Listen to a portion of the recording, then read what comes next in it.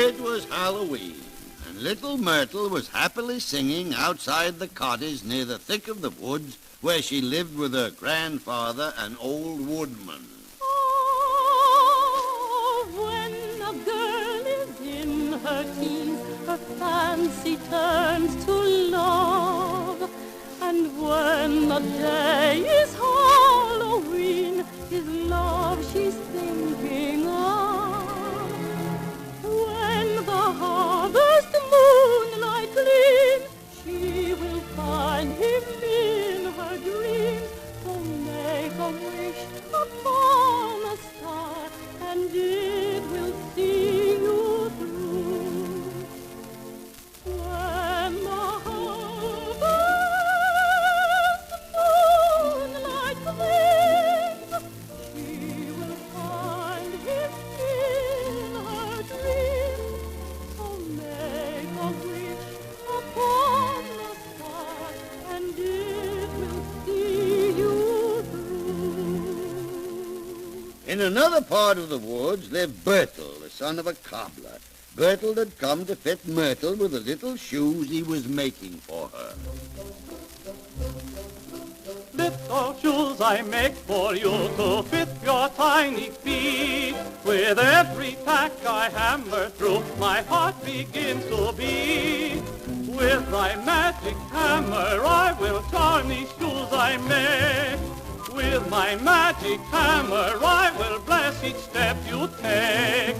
Little shoes for dancing to make your life a joy.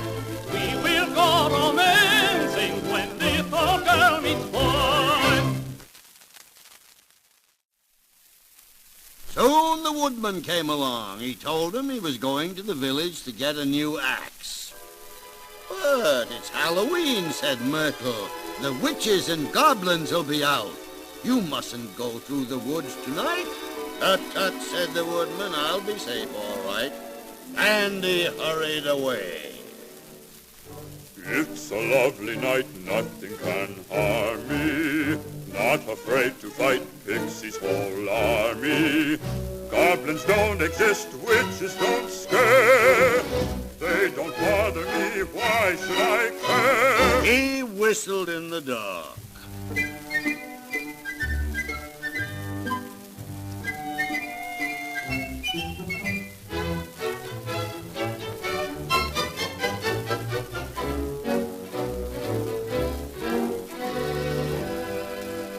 To get to the village was a long journey through the lonely woods.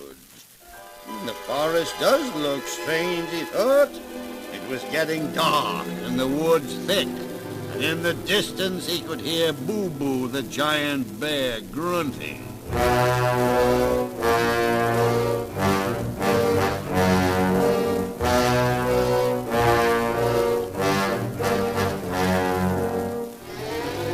He came out and went back again. But the woodman continued right on.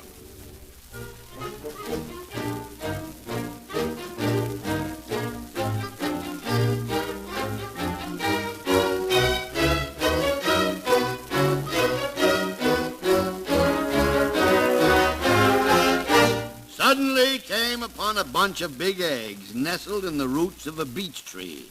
What thumping big eggs, he said. I'll take 'em home and hatch 'em out. So he gathered them up. 1, 2, 3, 4, 5, 6. And he carried them carefully as he walked into the black night.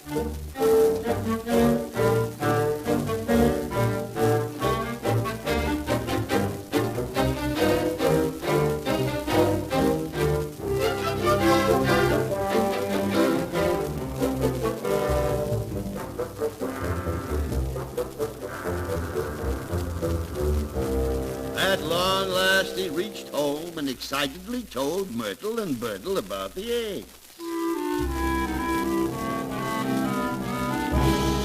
He put them in a basket near the fireplace and said, "We'll have a big omelet for breakfast."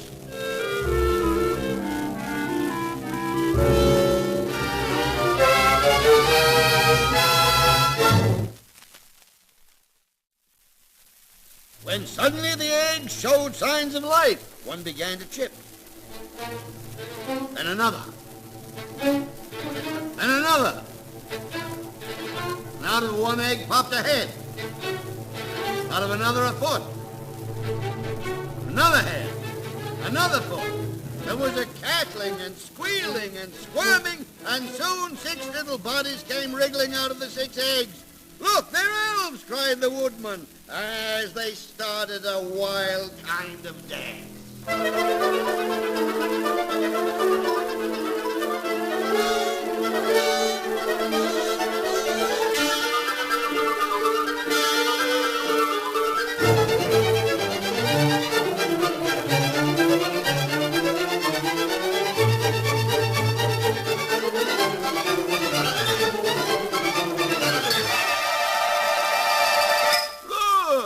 Just like babies, said Myrtle. We must feed them. So they fetched several pans of milk, and when the milk was all gulped up, Myrtle said, now we need a cradle. So they fetched her old cradle from the cellar and put the 6 little elves in it.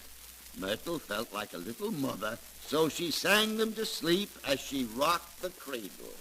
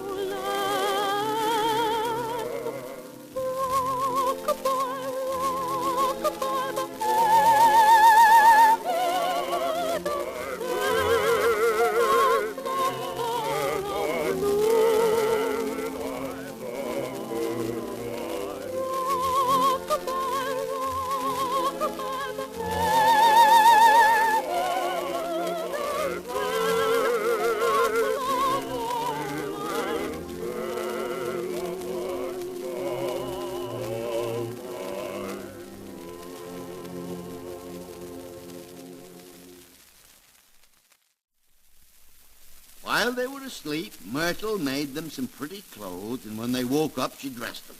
But in spite of the nice clothes and care, they became mischievous and played all sorts of pranks. They pulled the cat's tail. They upset the water pail. They pulled the woodman's whiskers. They took his glasses, and they hid his pipe.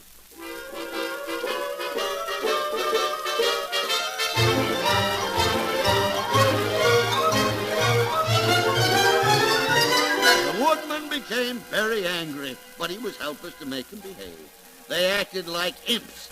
He struck a match to search for his pipe, and at once the elves stopped and stared at the light.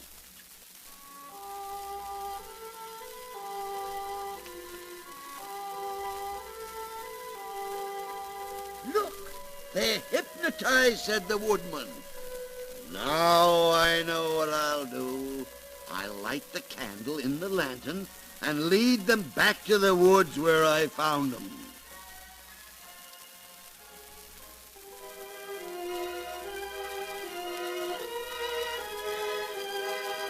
So, with the lighted candle in the lantern, the woodman, Myrtle, and Bertle went into the night, the elves marching after them, their eyes glued to the light.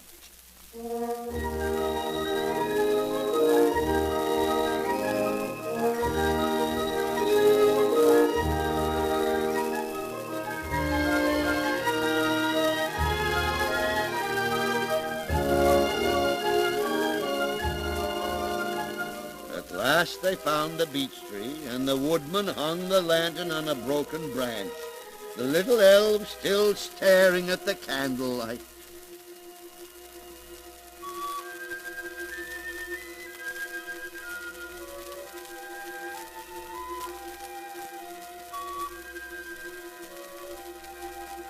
Then silently and sadly, the woodman, Myrtle and Bertle, left them behind and started back home.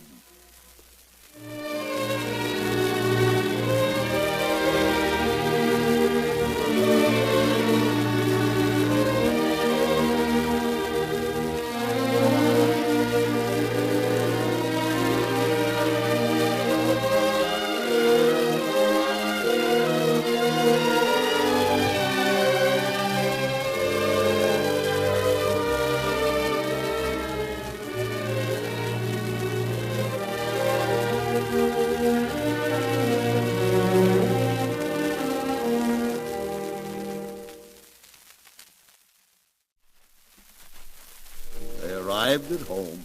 All three felt lonely, though they didn't say so. The girl was crying secretly. So was the boy. And the woodman probably too. There he goes. So they went to bed.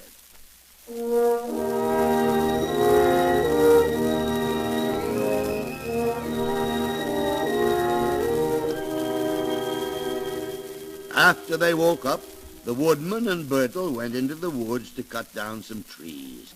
Myrtle was left alone in the hut, and all of a sudden there was a rummaging sound at the back door.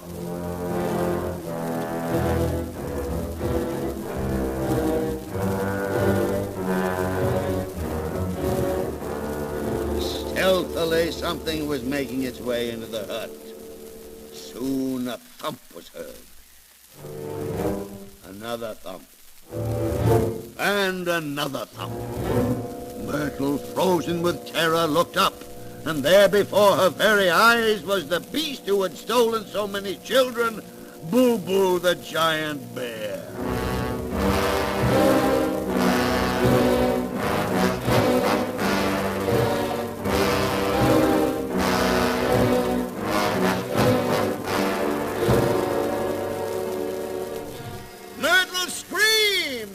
The table in his path and ran behind a chair.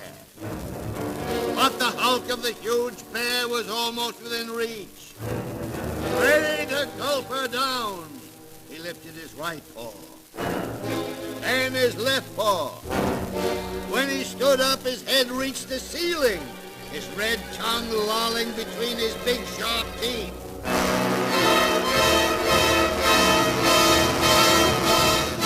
When stumbling and tumbling and running like a streak came the 6 little elves from the forest. The candle had burned itself out and they were released from the hypnotic spell.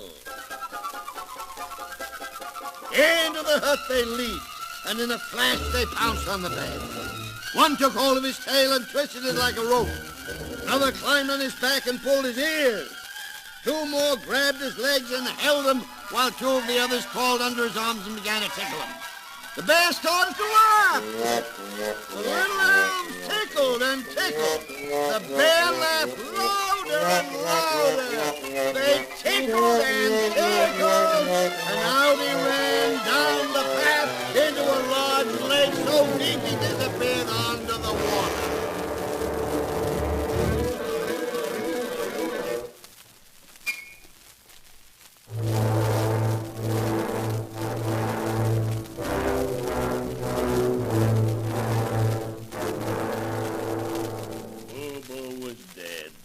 Little elves had actually tickled him to death.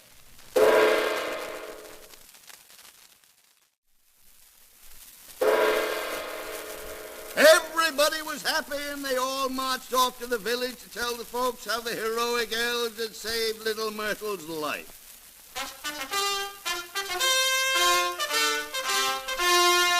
The town crier called out the news, and all the citizens gathered in jubilation to celebrate the strange and joyous Halloween.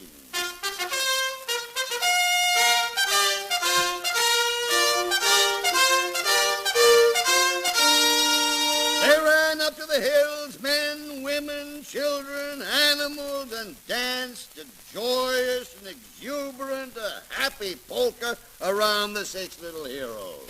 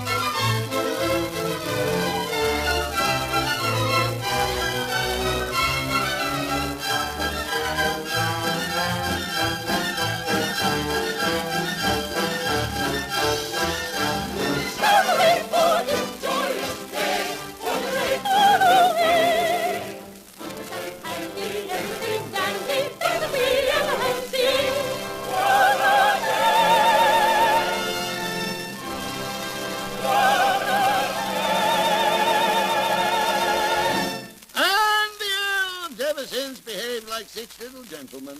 And I've heard it said before another Halloween rolled around, one of them became mayor of the town.